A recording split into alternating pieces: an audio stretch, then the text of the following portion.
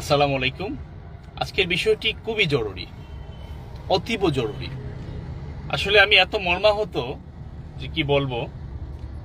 আমি ঢাকার বাইরে ছিলাম, গতকালকে আমি দেখলাম যে আপনারা সবার জ্ঞাতার্থে দেশ এবং বিদেশ থেকে যারা দেখছেন, আমি এখন দুর্নীতি দমন কমিশনের চেয়ারম্যান মহোদয় যিনি আছেন ওনার কাছে আমি যাচ্ছি, এবং সেটা লাইভের মাধ্যমে আপনারা দেখবেন যে আমি দুর্নীতি দমন কমিশনে যে আমি যাচ্ছি সেটা আপনারা দেখবেন, এবং সেটা এভিডেন্স অনুযায়ী এখানে থাকবে এবং সারা দেশ বিদেশ সবাই দেখবে। আমি দেখতে পেলাম গতকালকে যে খবরের কাগজ নামক একটি পত্রিকা, এখানে লেখা হয়েছে ভুয়া দুদকের দৌরাত্ম্য, এবং এইখানে দেখেন আমাদের ছবি দেওয়া হয়েছে এবং বলা হয়েছে অনেক ধরনের তথ্য এখানে তুলে ধরা হয়েছে যে আমরা চাঁদাবাজি করেছি, তারপরে আমি যেসব জায়গায় আমি তথ্যানুসন্ধানে গিয়েছি, আমি বিচার করেছি, এই বিষয়গুলো এখানে ভিন্নভাবে তুলে ধরা হয়েছে। এবং এই যতটুকু খবর প্রচার করেছেন এই খবরের কাগজ, শুধু এইখানে এতটুকু সত্য আমি পেয়েছি যে আমাদের রেজিস্ট্রেশন আছে সমাজসেবা থেকে, এটা বলা হয়েছে, এবং আমাদের সংস্থার নামটি দুর্নীতি নিবারণ সহায়ক সংস্থা, এটা বলা হয়েছে। কিন্তু ওনারা বলতে চাচ্ছে যে আমরা ভুয়া দুদকের কথা বলে আমি বিভিন্ন জায়গায় তথ্যানুসন্ধান করি, পুলিশ নিয়ে চাঁদাবাজি করি। আমার বিবেকবান জাতির কাছে আমার প্রশ্ন, আমার এই রাষ্ট্রের বিবেকবান জাতি যারা আছেন এবং রাষ্ট্রের কর্ণধার যারা আছেন তাদের কাছে আমার প্রশ্ন, আমার এই সংস্থাটি হচ্ছে দুর্নীতি নিবারণ সহায়ক সংস্থা। আমি গত ৫-৬ মাস ধরে, এর আগে আপনারা দেখেছেন আমি টিম পজিটিভ নিয়ে কাজ করেছি, এর আগে আপনারা দেখেছেন আমি বাংলাদেশ আইনসত্তা কেন্দ্র নিয়ে কাজ করেছি। প্রত্যেকটি জায়গায় আমার কাজের শুরু থেকে প্রত্যেকটি জায়গায় স্বচ্ছতার জন্য বাংলাদেশ পুলিশ প্রত্যেক লোকাল থানাকে এবং ওই জেলার এসপি মহোদয়কে আমরা অবগত করে লিখিতভাবে চিঠির মাধ্যমে ওইখান থেকে স্থানীয় লোকাল প্রশাসন নিয়ে আমরা ঘটনাস্থলে যাই। এবং আমার প্রশ্ন হলো, যদি আমরা ভুয়া দুদক পরিচয় দিতাম, আমরা যে কোটিটি পড়তেছি সেই কোটিতে স্পষ্ট আপনারা দেখবেন পিছনে বড় করে লেখা আছে দুর্নীতি নিবারণ সহায়ক সংস্থা, এবং এখানে যে আইডি কার্ড সম্বলিত যে আইডি কার্ড ফোকাস করে রাখা হয়েছে দেখার জন্য, এখানে আমাদের আইডি কার্ড ঝুলানো আছে। তো এখন যে দুর্নীতি নিবারণ সহায়ক সংস্থা যে লেখাটি, এটা সবাই দেখতেছে, তাহলে এখানে কিভাবে আমরা দুদকের পরিচয় দিব? এবং এখানে অনেক মিথ্যা তথ্য দেওয়া হয়েছে, এবং এখানে একটা জায়গায় লিখা দেখলাম যে দুদকের যিনি বর্তমান চেয়ারম্যান মহোদয় আছেন ডক্টর আব্দুল মোমেন মহোদয়, উনি নাকি আমাকে গ্রেপ্তারের নির্দেশ দিয়েছেন যে আমাকে গ্রেপ্তার করার জন্য আমার টিমকে। এখন আমি নিজে দুর্নীতি দমন কমিশনে আমি যাচ্ছি, কারণ আমি যদি অন্যায় করে থাকি সেটা রাষ্ট্রের সর্বোচ্চ ক্ষমতা অধিকারী কোর্ট, রাষ্ট্র সেটাকে সুষ্ঠু তদন্ত করে কোর্ট আমার বিচার করবে। আর আমি যদি ন্যায়ের পক্ষে কাজ করে থাকি, সারা বাংলাদেশের আপামর জনতা এবং দেশ বিদেশ থেকে যারা আমাকে দেখছেন, আমি বিশ্বাস করি আমার লাখো লাখো আমার ভক্ত আছেন যারা আমাকে দেখেন এবং আমার কাজগুলাকে যারা ফলো করেন, তারাই জেগে উঠবেন, তারাই বলবেন যে আমি কি করেছি। এবং প্রত্যেকটি জায়গায় আমি ক্লিয়ার করেছি যে আমি একজন সাধারণ মানুষ, যেটা আমার ফেসবুক ভেরিফাইড আইডিতে দেওয়া আছে এবং পেজে দেওয়া আছে যে আমি একজন রাষ্ট্রের সাধারণ মানুষ। আমাদের এটি একটি প্রাইভেট অর্গানাইজেশন, এবং আমি বর্তমানে যেটাতে কাজ করেছি সেটা সোশ্যাল ওয়েলফেয়ার মিনিস্ট্রি, সমাজ কল্যাণ মন্ত্রণালয়ের অন্তর্ভুক্ত সমাজসেবা থেকে আমরা একটি 2001 সালে এই লাইসেন্সটি পাওয়া হয়। তারই ধারাবাহিকতায় আমরা গঠনতন্ত্র অনুযায়ী কাজ করেছি। আমাদের গঠনতন্ত্রে স্পষ্ট দেওয়া আছে যে সরকারি প্রতিষ্ঠানগুলোতে আমরা সেখানে তথ্যানুসন্ধান করতে পারবো। আর আমি মনে করি যে রাষ্ট্রের নাগরিক হিসাবে একটি অন্যায়কে তুলে ধরতে গেলে এখানে তো আমাকে সরকারি ডিপার্টমেন্টের অফিসার হতে হবে, সরকারি অফিস লাগবে, আমাকে বড় কিছু এদেশের হতে হবে। আমার কাছে তো মনে হয় না যে রাষ্ট্র এবং সংবিধানে এই ধরনের কোনো নিয়ম আছে। আমি রাষ্ট্রের কাছে এটা আমার প্রশ্ন। তারপরে দেখেন এই যে নিউজগুলো যে ভুয়া হয়েছে তার তথ্যগুলো আপনাদেরকে আমি দিচ্ছি, এবং আমি এই খবরের কাগজের বিরুদ্ধে আমি হাইকোর্টে আমি রিট করব, মামলা করব, যা যা করা লাগে।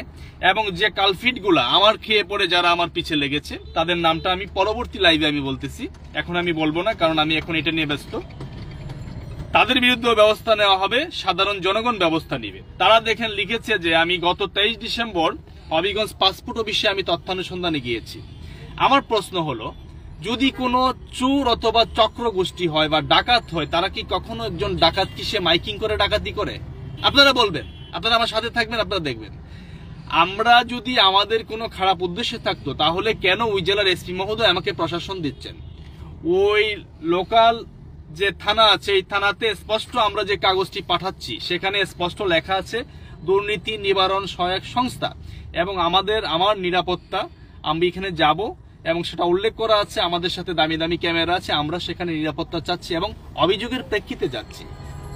তাহলে প্রশাসন এতগুলা থানায় আমি প্রোগ্রাম করলাম, এতগুলা জেলায় করলাম, এই প্রশাসন কি না দেখেই একজন জেলার এসপি মহোদয়, ওসি মহোদয় আমাকে ফোর্স দিচ্ছেন? এটা আমার প্রশ্ন।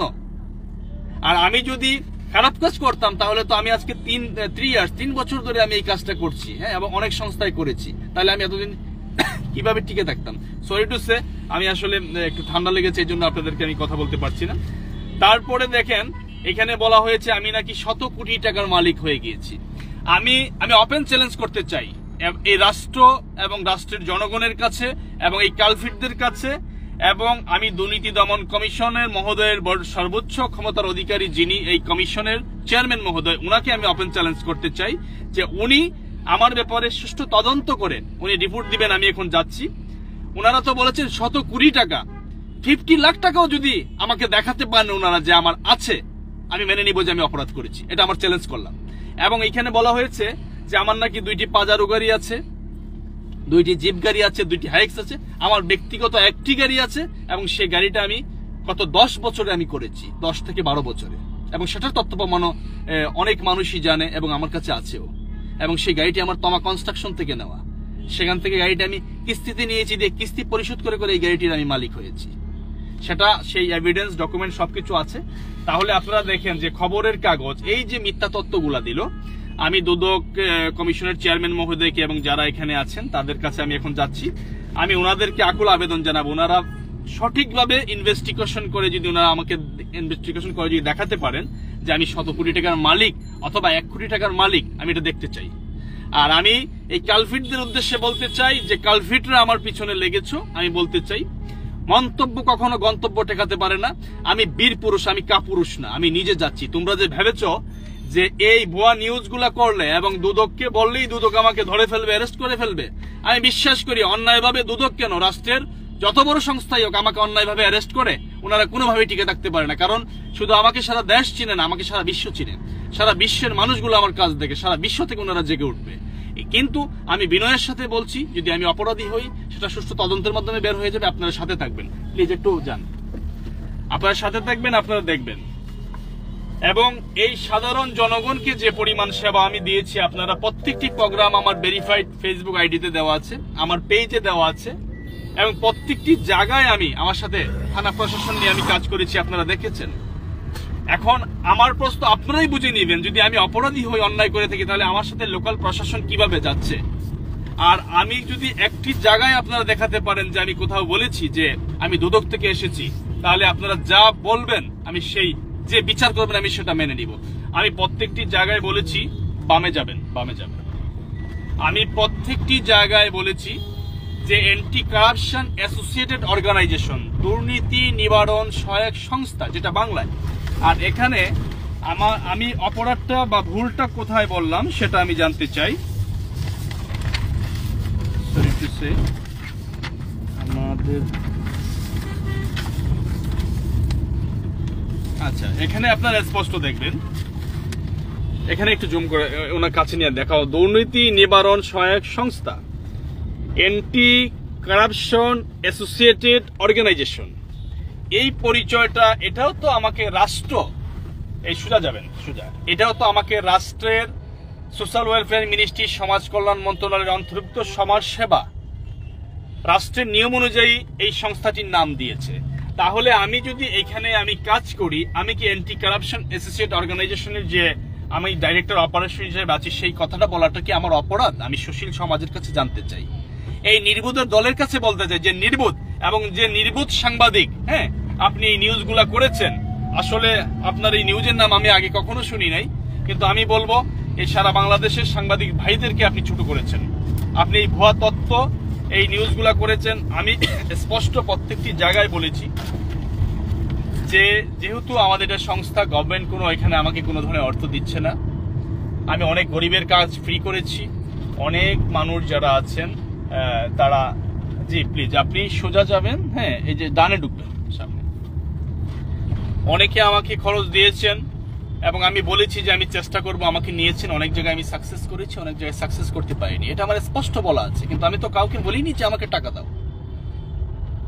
যারা স্বেচ্ছায় আমাকে অনেকে অনুদান করেছেন, এবং আপনারা জানেন যে আমি সিলেটি মানুষ। হ্যাঁ, আমার অনেক আত্মীয় স্বজন আছেন ইংল্যান্ডে, আমার অনেক ফ্যামিলির লোকজন আছেন। আমার বাবা একজন এক্স আর্মি পার্সন, আমি সম্ভ্রান্ত পরিবারের একজন সন্তান। কিন্তু আমি যারা লেগেছে আমার পিছনে, হ্যাঁ, তাদের বিরুদ্ধে রাষ্ট্র ইনশাল্লাহ ব্যবস্থা নেবে, এবং সাধারণ জনগণ তাদের বিরুদ্ধে ব্যবস্থা নেবে ইনশাল্লাহ। ডানে যাবেন। আর তারা যে ভেবেছে যে আমি পালিয়ে বেড়াবো, আমি পালিয়ে বেড়ানোর লোক আমি নই। আমি কাপুরুষ নই, আমি বীর পুরুষ। আমি নিজে এসেছি, এবং আপনাদের মাধ্যমে আমি বিশ্বাস করি যে আপনারা আমার সাথে থাকবেন। আমি যাচ্ছি এখন, আপনাদের লাইভে থাকবেন। আমি দুদকে ঢুকবো, এবং হয়তো কিছু সেফটি সিকিউরিটির জন্য আমি এগুলো রাখছি। আর হচ্ছে ওইখানে হয়তো কিছু নিয়মের বাধ্যবাধকতার জন্য হয়তো আমার পরবর্তীতে লাইফটা কেটে দিয়ে আমি ইন্ড করে দিব। কিন্তু আমি এখান থেকে কি অবস্থা কি হচ্ছে সেটাও আমি আপনাদেরকে জানাবো, এবং আপনারা আমার সাথে থাকবেন। আমি বিশ্বাস করি যদি আমি ভালো কাজ করে থাকি আপনারা ভালো কাজের সাথে থাকবেন। কিন্তু কেন আজকে আমার এই কোন মহলগুলা আমাকে এই মিথ্যা নিউজ করিয়ে এবং ইউটিউব চ্যানেলে, খবরের কাগজে তারা এই কথাগুলো লিখে আমাকে কেন হেয় প্রতিপন্ন করলো এবং সাধারণ জনগণকে তাদের সেবা থেকে বঞ্চিত করলো, সেটার বিচার রাষ্ট্র এবং সাধারণ জনগণ করবেন। এবং আমার বিদেশের যারা আমার ভাইয়েরা আছেন, বিদেশের যারা আমার শুভাকাঙ্ক্ষী আছেন, আমার আত্মীয় স্বজন আছেন, আমি বিশ্বাস করি সবাই ন্যায়ের পাশে থাকবেন। আমি যদি অন্যায় করি আমার বিরুদ্ধে রাষ্ট্র ব্যবস্থা নেবে। আমি এসেছি এবং আমি ওনাদের সাথে আলোচনা করব। বামে যাবেন। হ্যাঁ, এবং সেটা আপনারা লাইভে থেকে আপনারা দেখবেন। বামে যান। হ্যাঁ, সোজা যান।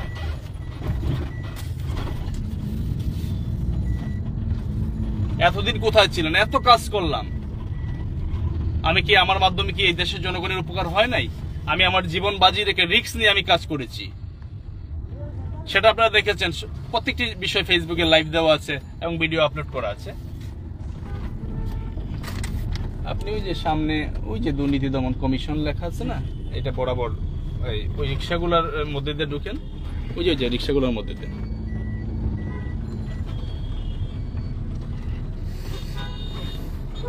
তুমি দেখাও, কমিশনটা দেখাও। আরেকটু আগাও। আমি ঢুকবো যেটা দেখাবা, এটা আমার সেফটি সিকিউরিটির ব্যাপার আছে। হ্যাঁ, তুমি এখানে চলে আসবে, এখান থেকে দেখাবা। হ্যাঁ, আপনি ডাইনে।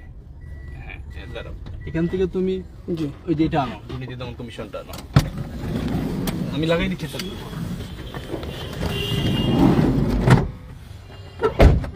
আরেকটু সামনে নেন, হালকা। হ্যাঁ, চলবে। আরেকটু, হ্যাঁ, আর কিছু একটু সামনে যাইমু আমরা। স্যার ঢুকছে।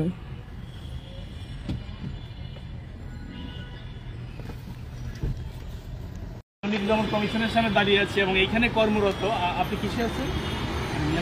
নিরাপত্তা শাখায় আছেন দুর্নীতি দমন কমিশনে।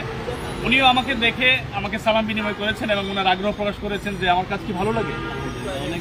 অনেক ভালো লাগে। হ্যাঁ, আমি আপনার দেখি যে অনুষ্ঠানগুলো আপনি আর স্যারের দেখলে আলহামদুলিল্লাহ আমি অনেক আনন্দিত আজকে। এই জন্য আমার যেখানে যেতে হয়, আমার যা হয় আমি সেটা মাথা পেতে নিব। আমি যাচ্ছি, আমার নামে কিছু নিউজ হয়েছে যে আমি নাকি দুদকের নাম দিয়েছি, এই জন্য আমি আসছি। আমি চেয়ারম্যান স্যার আছি। আপনি তো দেখেন আমাদের নিয়মিত অনুষ্ঠানগুলো, দেখেছেন যে আমি দুদক বলেছি? না, ভাইয়ের নামটা যেন কি? শফিউল্লাহ বাদল ভাই। ডেজিগনেশনটা কি ওখানে? নিরাপত্তা শাখায় কনস্টেবলে আছেন শফিউল্লাহ বাদল ভাই। উনিও দুদকে কর্মরত। আমার প্রোগ্রাম দেখেন, উনি কোথাও দেখেন নাই যে আমি কোথাও দুদক বলেছি। আলহামদুলিল্লাহ, আপনারা সবাই সাথে থাকবেন। আমরা যাবো, আমরা এই বাসপাড়দের মুখ উন্মোচন করবো। বাটপারদের মুখ উন্মোচন করবো ইনশাআল্লাহ। আছেন ইমন আমাদের